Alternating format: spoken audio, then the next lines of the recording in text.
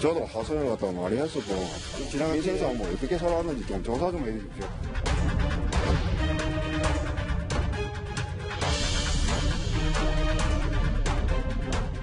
CCTV 탈거하고도 그 사람이 모르고 오늘 추적해가지고 그날 바로 파도수하고 직수 이거 하나 치고 나가야 제대로 조사를 그냥.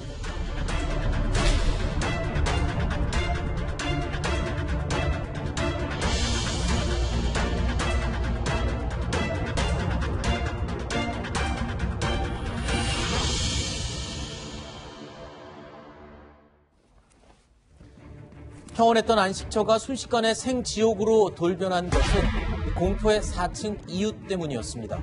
모두가 잠든 새벽, 집에 불을 지르고 정신없이 대피하는 주민들에게 흉기를 마구 휘두른 진주 방화 살인 사건의 피의자가 오늘 영장 실질 심사에 출석했습니다. 하지만 제대로 된 사과 한마디가 없었습니다.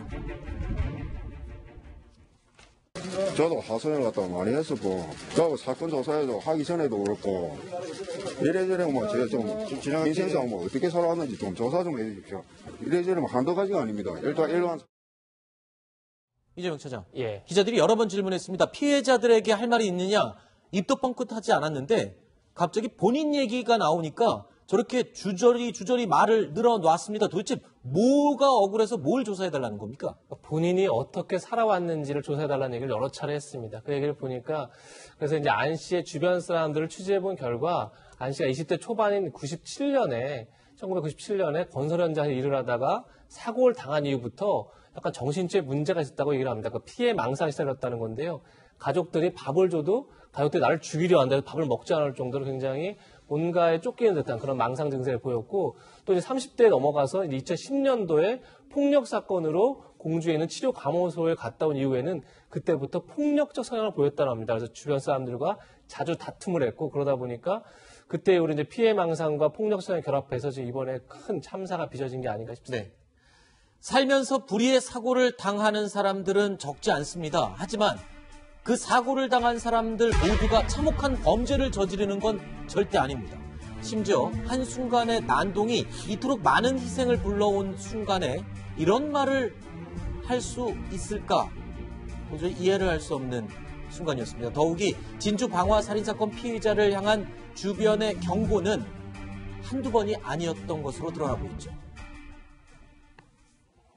CCTV 탈거하고도 그 사람이 모르고 오늘 추적해가지고 그날 바로 파도수하고 직수 이미 다 알고 있는 사건이기 때문에 그때 처음에 안 봤더라고요. 조치를 취해줬으면 이런 일이 안 일어났을 수도 있었는데 무슨 소리까지 했냐면 누구 하나 치고 나가야 제대로 조사를 그냥. 김태현 변호사님, 예. 이 이사 올 때부터 공포의 4층 이웃이다, 뭐 이렇게 불렸다고 하는데 8번의 행패를 부렸는데 그렇죠. 처벌을 받은 건 3번에 불과하다고요. 그렇죠. 왜냐하면 생각을 해보세요. 아파트에서 뭐 층간소음 분쟁도 있고 개짖는 소리 분쟁도 있고 여러 가지 분쟁은 있을 수 있어요. 네. 근데 지금 화면 보시는 것처럼 본인과 의견이 맞지 않는다고 다른 집 앞에 지금 오물 뿌리는 건 정말 극히 드문 거 아니겠습니까? 그렇죠. 사실 정상적인 사고를 가진 사람은 저런 일 못하죠. 네. 그러니까 아파트 주민들 입장에서는 공포의 대상일 수밖에 없는, 오죽하면 본인들이 사비로 CCTV 다 알았겠습니까? 네. 그런 거 보면 저 사람에 대한 굉장히 많은 항의들이 있었는데, 그런데 경찰이 적극적인 조치를 하지 않은 것, 이 부분에 대해서 네. 좀 비판의 목소리가 좀 커지고 있는 거죠. 자, 공포의 이웃에게 유독 해코지를 당했던 피해 집은 바로 윗집이었습니다. 바로 윗집. 피의자가 집까지 쫓아가서 보시는 것처럼 위협을 한 장소도 바로 윗집이었고요. 아까 보신 오물을 뿌린 집도 바로 윗집이었습니다. 그런데 한 가지 이상한 점이 있습니다. 피의자의 해코지가 심해졌을 때쯤 바로 흉기를 구매한 것으로 경찰 조사 결과 드러났습니다. 김태현 변호사님. 예, 그렇죠. 보시면 그 윗집에 지금 보시는 저 집에 오물을 뿌린 오물도 장면이죠. 뿌리고 거기 살고 있는 그 이번에 피해를 당한 여고생을 쫓아가는 장면도 저희가 화면으로 볼 수 있었고요.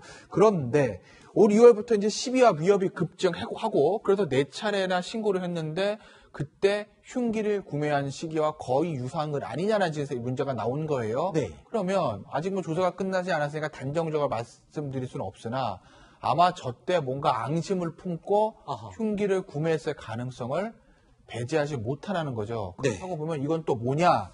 어차피 저 사람이 범행을 저지른 거는 뭐 현행범이니까 그건 뭐 중요한 이제는 뭐 다 결정이 확정이 된 거고 결국 어제도 제가 말씀드렸듯이 저 사람이 이제 병을 앓고 정신질환을 앓고 있기 때문에 심신미약을 주장했을 경우에 그 주장을 탄핵시키는 것이거든요. 네. 그 논거 중에 하나로 적어도 쓰일 수 있겠죠. 미리 시비가 분쟁이 많아질 무렵에 흉기를 그 당시에 구입했다라는 거는 그 사람들에 대한 범행을 목적에 두고 흉기를 구입한 거 아닌가. 우발적이 아니다. 그렇죠. 계획적이다. 이 말. 그렇다고 보면 그때 심신상실 능력이 상실해서 속된 말로 정신없는 상태에서 자기가 무슨 짓 하는지도 모르고 저 병행을 저질렀을 가능성은 지극히 낮다 네. 하는 결론에 도달할 수 있는 겁니다. 자, 이 피해 가족들은요. 바로 윗집 얘기하는 겁니다. 이 피해 가족들은 자, 이 피의자 범인의 행동들 이 행패를 막기 위해서 부단히도 노력을 했습니다. 근데 번번이 좌절이 됐어요. 보건당국도 경찰도 이 범인의 정신병력에 대해서는 모르고 있었다면서요. 이번 사고가 터지고 나서야 제대로 알았다면서요. 그게 사실은 이제 사실은 병원에서 퇴원했을 때 이제 관할 보건소에다 통보가 돼야 되거든요. 네. 통보가 되면 관리가 됩니다. 그런데 현행 법규에 따르면 보호자나 당사자가 동의하지 않으면 공개를 통보가 못해요? 안 된다는 거예요. 그러면 내가 정신병에 입원한 적이 있습니다. 라고 밝힐 사람이 우리 없어요. 가족이 있습니다. 그걸 원하는 사람이 어디가 있겠습니까? 네. 아무도 원하지 않을 거예요.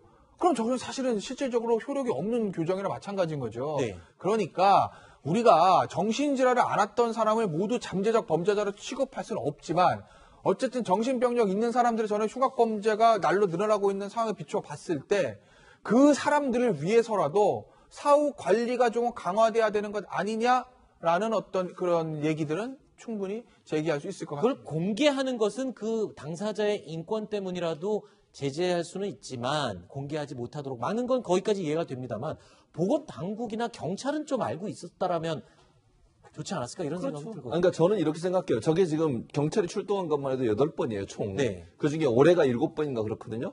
그런데 단순히 그냥 이웃 간의 어떤 잦은 충돌 중에 하나로 보고 그냥 갔다는 거예요. 근데 지금 CCTV 보면 알지만 오물도 투척하고요. 심지어는 그 여학생, 그 장애가 있는 여학생을 따라와가지고 빨리 들어가니까 초인종 누르면서 기다렸다가 가는 장면까지 찍혔잖아요. 저 정도로 반복적으로 일어났다고 하면 이 사람이 혹시나 조현병이나 아니면 다른 정신질환이 있는지 없는지 하는 부분을 확인했어야죠. 경찰이 7번이나 출동했음에도 불구하고 그런 부분을 전혀 확인하지 않고 그냥 넘어갔다고 해서 네. 이게 문제라고 저는 생각해요. 한두 번이면 이해할 수 있잖아요. 네. 뭐 이웃 간에 그런 일이 일어날 수 있으니까. 그러나 8번 이상을 출동할 정도로 잦게 올해만 들어서도 2월부터 5월까지 7번이라고 하면 네. 4월까지 그러면은 이 부분이 어떤 뭔가 좀 문제가 있지 않나는 것을 면밀히 살펴봐야 되는데 그런 부분이 확인되지 않아서 이런 문제가 발생했다는 생각이 듭니다. 이재명 차장. 예. 사실 이 사건 이후에 주변에서 이런 말들을 많이 합니다.